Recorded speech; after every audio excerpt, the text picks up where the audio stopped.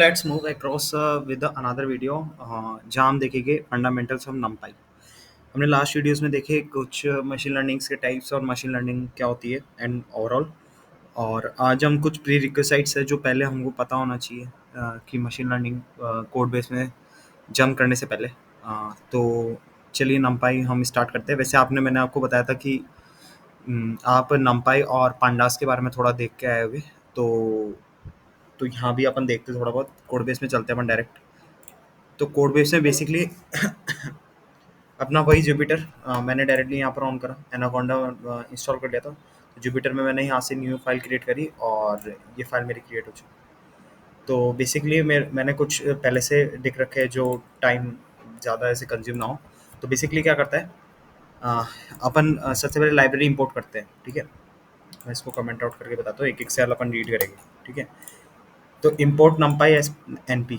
सबसे पहले इसका सिंटेक्स होता है ये नमपाई इंपोर्ट करने का एज अ एन पी। इसका मतलब क्या होता है कि जो नमपाई इंपोर्ट करना है वे उसको शॉर्ट फॉर्म में हम एन पी बुला सके। ओके, तो बेसिकली ये होता है मीनिंग। अब नमपाई लाइब्रेरी बेसिकली क्या करती है कि ये मैथमेटिकल्स ऑपरेशन परफॉर्म करती है। उसमें हमारे पर्टिकुलर डाटा सेट में भी अगर मैथमेटिकल फंक्शंस परफॉर्म करने या एरे क्रिएट करना हो या मल्टीप्लिकेशन या डिवीजन जो भी करना हो एरे के अंदर ही, तो ये आपको सारे परफॉर्म कर देती है। तो सबसे पहला अपन सिंटेक्स देखते हैं इसका एन पी एरे का, 1D एरे क्रिएट करने का। तो 1D एरे क्रिएट करेगा एरे 1 1 2 3 4 5।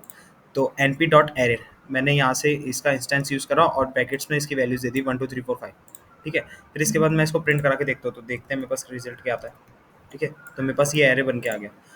याद करो अपन ने लिस्ट भी पढ़ा था, रिमेंबर? अगर आपने पहले, हाँ, मेरे लास्ट कोर्स सेक्शन में अगर देखा होगा पाइथन कोर्स सेक्शन में, तो उसमें लिस्ट और एरे में बेसिक डिफरेंस क्या होता है। लिस्ट में अपन अलग अलग तरीके के भी डाटा टाइप्स यूज़ कर सकते हैं, बट एरे में हम ऐसा नहीं कर सकते, हम एक टाइप के डाटा टाइप यूज़ कर सकते हैं।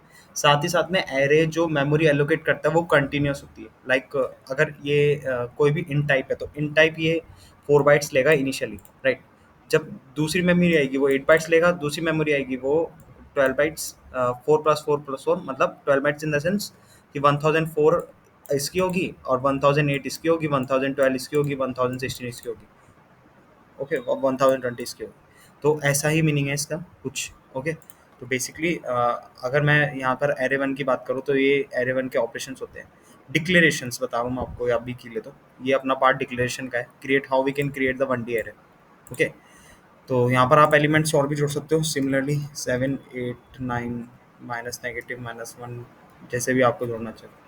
ठीक है, शिफ्ट एंटर से अपन इसका आउटपुट देखते हैं। रिमेंबर, शिफ्ट एंटर से हम इस सेल का आउटपुट देख सकते हैं। ओके, तो एरे टू पे चलते हैं। मेरा एरे टू जो मैंने 2D एरे क्रिएट करा है, 2D array basically 2D matrix होती है, जैसे 1 2 3 4 5 एंड 6। तो ये 2 क्रॉस 3 की मैट्रिक्स है। 2 क्रॉस 3 2 रो है, 3 कॉलम्स है। ओके, तो इसमें वही हुआ है, ऐसा कुछ हार्ड एंड फास्ट नहीं है। N P dot array brackets में मैंने क्या दिया कि एक एरे है, एक मैट्रिक्स है, उसमें 2 रोज है मेरी इंसर्टेड, राइट। उसमें 2 इंसर्टेड है। अगर आप ऐसे याद रखोगे तो आपको दिक्कत नहीं आएगी कभी कि है ना। एक ये एन पी डॉट एरे तो अपना ऐसे बनाना ही है सिमिलरली, बट जो ब्रैकेट्स आएंगे वो एक मैट्रिक्स के बॉक्सेस है और मैंने उसमें 2 रोज इंसर्ट करी है ऐसे। ठीक है, तो ये अपनी 2D एरे क्रिएट हो गई। तो 2D एरे का भी एक बार हम वो देख लेते हैं सिंटेक्स।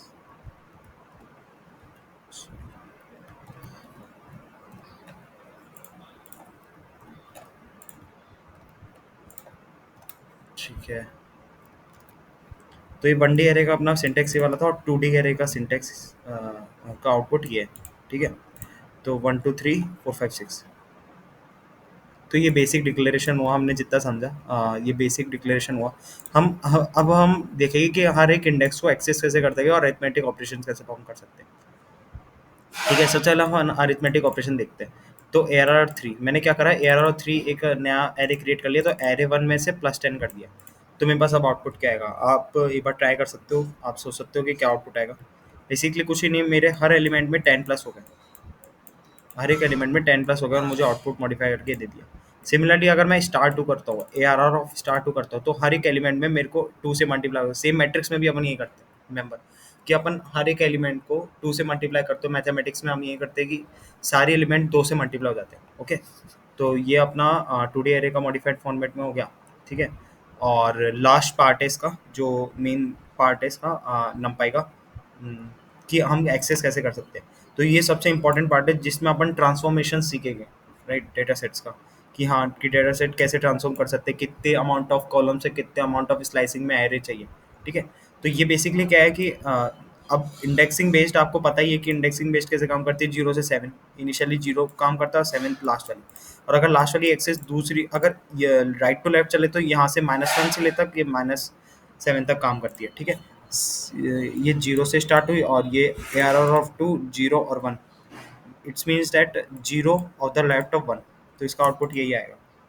तो इसको एक बार मैं कमेंट आउट कर देता हूँ, कमेंट आउट कर देता हूँ, तो इसको रन करता हूँ। ठीक है, तो इसका तो मेरे पास 1 आया, क्योंकि फर्स्ट एलिमेंट में मेरे पास क्या था, 1, उधर 1 था।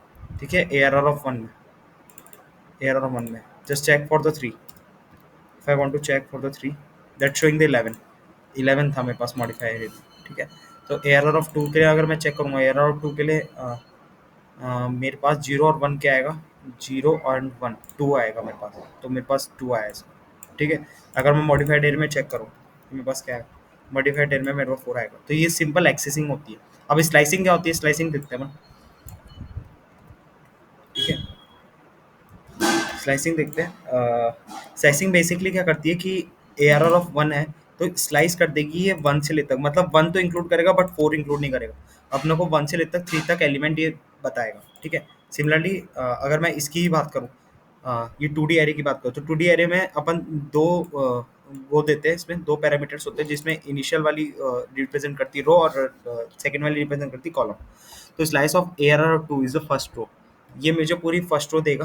क्यों, क्योंकि मैंने यहाँ पर कोई बाउंडेशन नहीं लगाई है, कॉलन लगाया। कॉलन मीन्स मुझे यहाँ से अगर मैं 0 और इसकी बात करूँ, जैसे मैं आपको डायरेक्टली प्रिंट करा देता हूँ, तो मेरे को फर्स्ट रो पूरी दे देगा कि कॉलन रिप्रेजेंट्स द, मेरे को सारी की सारी वैल्यू देगा ये उठा के। ठीक है, अगर मैं यहाँ पर ऐसे लगा दूँ 0 से ले तक 0 1 2 2, तो मेरे को क्या देगा ये आउटपुट, 1 और 2। क्यों, क्योंकि ये लास्ट वाला इंडेक्स इंक्लूड नहीं करता और 1 2 आपको देगा। ठीक है, this is the part of the नंपाई। आपको थोड़ा बहुत पार्ट आना चाहिए इसके बारे में, तो हम इजीली इम्प्लीमेंट कर सकेंगे हमारे ट्रांसफॉर्मेशंस, और एनकोडेड हम कर सकेंगे, और डाटा सेट को अलग कैसे करते हैं वो भी देख सकेंगे। ठीक है, this is the part of normal नंपाई। हम नेक्स्ट वीडियो में डाटा फ्रेम्स के बारे में देखेंगे, और data frame basically pandas library में आते हैं, जहाँ से हम most of the use case देखेंगे, क्योंकि पांडास लाइब्रेरी सबसे ज़्यादा यूज़ होगी इस केस में। ठीक है, तो वो मैंने नेक्स्ट वीडियो में कवर करा है। तो आप जब तक इसके लिए प्रैक्टिस करने के लिए आप डायरेक्टली डॉक्यूमेंटेशन से देख सकते हैं। पाइथन्स की डॉक्यूमेंटेशन है नंपाई की, मैं आपको मेंशन कर दूंगा। पाइथन की डॉक्यूमेंटेशन है, साथ में W3 स्कूल्स में भी आपको अवेलेबल होते हैं, तो आप वहाँ भी देख सकते हैं। ओके, तो thank you so much for watching this video.